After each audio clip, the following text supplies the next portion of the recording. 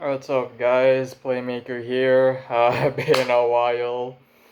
So, if you guys have been looking, well, actually, depending on when you're seeing this, you'll have noticed it's definitely been a while since I posted something, but trying to get back to putting up videos again at this time. Yeah, I've just been busy with past month or two. I don't know when's the last time I posted a video, or don't remember. I mean. You can definitely tell I've been busy. Just a lot of stuff in real life, and obviously those come first. But hopefully I'm getting. I think I might be starting to catch some sort of a break, so I can at least get a few out, and before I take another month or two to post something. But you know what? At least we'll get something up there. Just thought it's nice to at least get back into this. So, anyways, we're getting back into Jujutsu Kaisen, episode 8. Forgot the name real quick. Let me just see. It was Boredom or something like that. Uh, let's see. Sorry. Okay, so, just give me a minute. We're just gonna roll with what's here. Boredom, that's it. Okay, I knew it was like something one word. Yeah, boredom. That's which is like. I mean, it's honestly like it wasn't. It was actually quite the opposite. Well, there wasn't. There was a decent amount of action, some world building, and then just some like we got some things. Got to see something cool at the end. Anyways, continuing. Sorry for the delay. Again, I thought I had it, and turns out I didn't. But yeah, episode 8, Boredom, Jujutsu Kaisen, episode 8.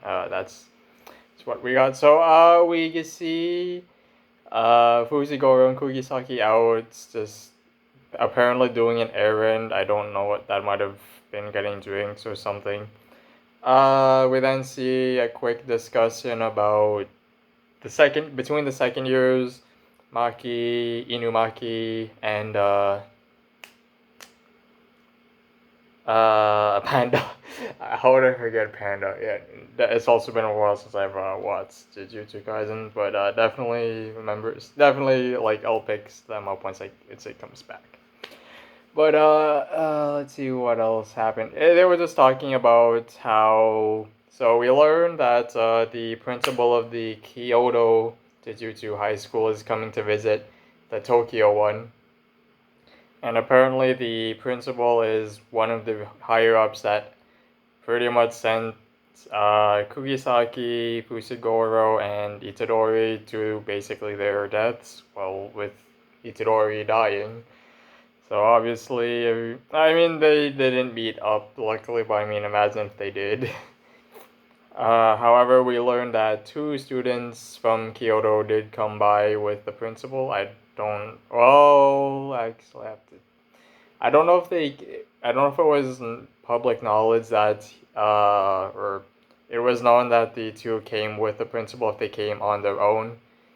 But, okay, I'll just say one was enjoyable, the other, no, that person sucks. If you guys will know what I'm talking about, but yeah. So we meet two more. Zenin Mai, who is actually the twin sister of Maki. You can, I mean, definitely looks like twins. So I mean, there's that. And Toto, who's more entertaining than he should be. Toto Aoi, he's great. He's great for like the wrong reasons, but I mean, great nonetheless. Or well, the right reasons depending on how you look at it. So he came to visit. Well, actually, maybe so get started on like my first. So he came to basically, he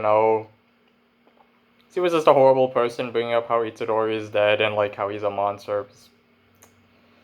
I am definitely going to be. I definitely would not cry at her dying, but yeah. Okay. Now let's just move on from her. Toto. He asked Fusigo what his type of woman is, which is I did see a few memes about it, but Definitely a way of getting to know someone. So we did learn why he does it, which is it's how it's like him getting to know a person, like it because apparently what you like reflects everything about a person, but it's like just done very in a very abnormal and unorthodox manner. We learned Toro's. Actually, I have to check what his exact words are. It was like, my type is a tall woman with a big ass. That is his exact wording. At least that's what the subtitles gave me. I don't know if it was I don't know if Crunchyroll screwed up subs again, but I digress. That's the words we're going with here. Okay, that was a weird moment in the sun. But we then see Fushiguro. Well, we do see Kugisaki calling Fushiguro antisocial because he was afraid to respond, and Todo is saying that he's also fine with Fushiguro liking men, which I'm probably gonna comment a bit on later. Uh, yeah. So, there's also some other world building stuff, but I'll just leave that for a separate section. So Fushiguro, he thinks about another girl who we see also in the opening, and he likes women with unshakable character. In the manga, I think it was like just a person with a good moral compass, but I mean it's about the same, I guess. Kugisaki commenting, Fushiguro is antisocial from earlier, and then saying that he would have killed him if he said something like big boobs, which I mean, I mean, hey, everyone has their likes on a certain body part. I mean, you would think it's a good answer. Well, not for Toto. Apparently, he sends Fushiguro flying, and we do get quite a fight. Well, fights. Toto just basically just punishes Fushiguro, sends him flying, like, uh, pile drives him, German suplexes him, basically just drove him into the ground, just gradually beating him down. However, we learned that apparently Fushiguro was holding back, so, who knows what he would have done if he actually fought with, or at least he fought more seriously. But it wasn't bad. We got to see, like, kind of how strong Toto is. Actually, there is more, like, world building stuff, actually. Okay, before I go into that one, we do learn, or at least according to Fushiguro, he's a hardcore close range fighter. He's just pretty much that powerful. Thought I might as well bring up the world building. So, apparently, so as a small bit, we learned Jujutsu schools are 4-year schools, but only third years and under can join the exchange event. Oh, I should also probably should have explained the principal and the two came over for the exchange event to some extent. Okay, and then we learned something which is like a pretty big event in the Jujutsu Kaisen universe, the Night Parade of 100 Demons, which I believe we're getting that in a movie on Christmas Eve. So definitely looking forward to that. Just hope there's decent subs for that when that comes out. But I don't know, like, to my knowledge, I don't know too many movies that get subbed. But yeah, so I'll comment this. So from what we've learned, because I mean, it will probably get in the movie, but who knows, like, what else they're hiding. So it was a Jujutsu terror attack from a curse user named Ghetto, who we saw from previous episodes, hang out, at the beach, playing playing beach soccer. Okay. I'll save the beach stuff for another time. Just oh man, that's definitely something. So yeah, so he's a curse user, which is basically an evil Jujutsu sorcerer. I think. It happened last year, and one of the people who helped like or at least prevent the terrorist attack from being, that dangerous was Toto. He apparently beat up several first grade curses. No, it's not several. Five first grade curses and one special grade. But however, he only used cursed techniques against the special grade. So he literally just beat down the first grade curses like with no technique, just punches, just yeah, he's scary. Yeah. So again, hardcore close range fighter. So it seems like he's quite famous in the Jujutsu world. And according to Fushiguro, I think he implied he's also a first grade sorcerer. Definitely. Definitely seems to be very. I don't know if he's the most powerful from the other school, but we'll see. Well, I don't know. I've heard we'll be seeing more of them later on. But yeah. Anyways, like as Toro and Fushiguro get more serious, Inumaki and Panda make the save. Oh man, I'm tired today. Yeah. Panda makes the save. Oh, and we also get to see Inumaki's cursed speech, which is like him saying "Don't move," which I mean, in if you can endure it, definitely a powerful skill. Uh, Good. So seeing what else here. Uh,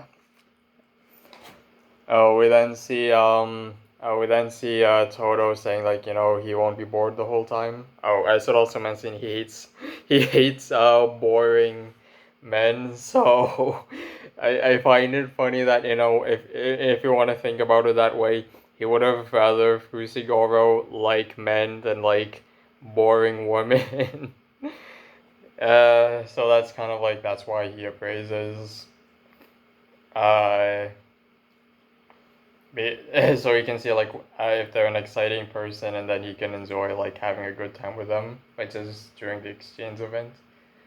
Uh oh, we also learned he brought up Okotsu, Yuta, and the third years. Trying to remember if there's been other talk about the third years. I think outside of one, we haven't heard anything about them. Okotsu, Yuta. I'm curious where he is. That it's like, oh, he can't be here right now. But he's clearly set up to be like a powerful person. So looking forward to the movie, which is basically the origin story of Akotsu Yuta in a way. But yeah, we then just cut back to Mai and Kugisaki, where Kugisaki was held hostage and gunned down. Well, not filled with holes, just only the clothing, which she's still not happy about. We then get a bit of like more interesting lore between Maki and Mai, the two twins. So apparently Mai can imbue curse energy into objects, but can't use curse techniques for her shit, apparently in her words. Not I know language, but I mean again, their words, not mine. And then we learned that Maki actually has no cursed energy at all, which, after everything ends, he does talk about how, like, that's why she has to use cursed tools, because she can't, imbue it with cursed energy. So that's why she fights that way. Seeing what else happened. Oh, I'll explain a funny moment later, but we learned Maki doesn't want to be a Jujutsu sorcerer despite her family because they look down on her. And also that's why she wears the special glasses, because she can't even see the curses. Like, I remember back in the first episode, like, you need to see, like, curses or have something special to see them, so, definitely interesting there. There was one more thing, but I didn't want to bring up this funny moment. So Zoro calls it, important business, but it's to go go to a handshake event with an idol named Takada, who's 100. 180 centimeters, so about 6 feet. And then you just see Maki, Mai, and Kugisaki just looking there like just I don't know what the emotion is, disappointed, sad, or upset. It's just like they're just not happy with him. It's like why? But yeah, that's pretty much like what happens between the students. We then go forward to I guess the adult side of things. So we see Gakuganji, who's the principal of Kyoto's Jujutsu High School, just waiting for the other principal, which is Yagi, to talk about the exchange events. And we do get like quite a bit of like dialogue, which is also a bit kind of lore-y that I wanted to bring up. So it's definitely like they're definitely setting up for it's definitely like more setup down the line. Just like there's something big happening, and you know what, we should be excited. Uh, Gojo brings up how Itadori was killed because uh, Gakuganji and the other higher ups called for it, and honestly, I think that's one of like my favorite lines personally. I mean, yeah, I don't know, it just resonated with me too well. Elders these days love to act important, and it's so annoying, honestly. Which, so fun little fact. I may or may not be working in retail, and I mean, it's like, I mean, here's the thing. Like, I get, elders they've seen a lot, but like, I mean, I just kind of live by the simple premise of like, if you're a good person, I will be a good person to you back.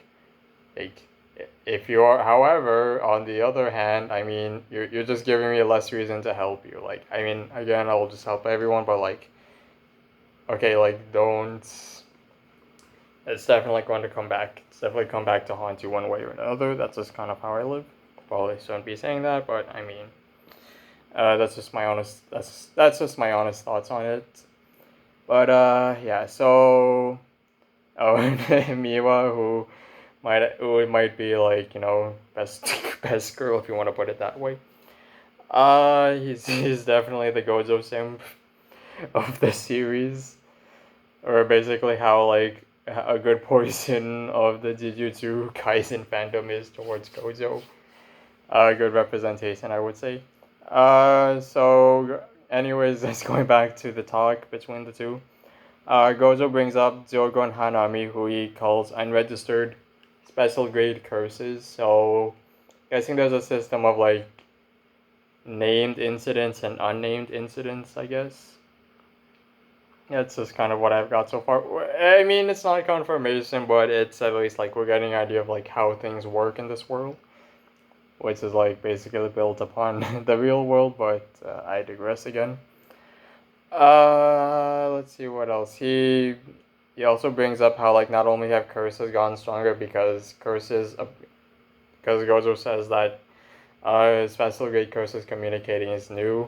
He also brings up all students or the students have also been getting stronger too, along with the curses. And he names specifically Hakari, the third year from Tokyo, Okotsu, and Todo. So definitely like three big names there that I'm hoping we could see more of down the line. He then also brings up the Night of 100 Demons, which is Geto's terrorist attack. Yeah, I'm definitely looking forward to like seeing that movie. I'm just probably gonna sidetrack a bit. Definitely looking forward to the movie because it's like I know it's like again a big event. There's also just like a lot of stuff that's like implied that we don't know yet. It's like how did this happen, and like this is how it all came to be. Normally I'm not a prequel guy, but like seeing like how things played out is, oh man. And if it's animation too, oh man, I'm looking forward to like some cool fights there. But yeah. Anyways, he also brings up Suken and Itadori and saying that the amount of power that the higher ups have been trying to hold back is going to screw over the Jujutsu world. Just kind of like just summing it up shortly there. And Gojo says that if he's the only one like keeping the world intact, the old man and the others will get hurt because like with that amount of power, Gojo knows like the world is screwed. Because like we know he's powerful, but also I mean it's definitely a lot to ask out of one person. But we then then we get a quick break from Gojo leaving. That's pretty much it. And we also got before the episode ends, we did get something pretty notable for the next episode. 1 month we time skip to a month later to September 2018. 2018 feels so long ago. But so in Kanagawa there was an event that happened. So here we see 3 more people from the opening make an appearance. It was a boy, a guy with like stitches on his face, and the old guy with blonde hair and glasses. Just talking about so no, there was no, it wasn't narrated. It was like there was like PowerPoint shots or something. I don't know how to describe it.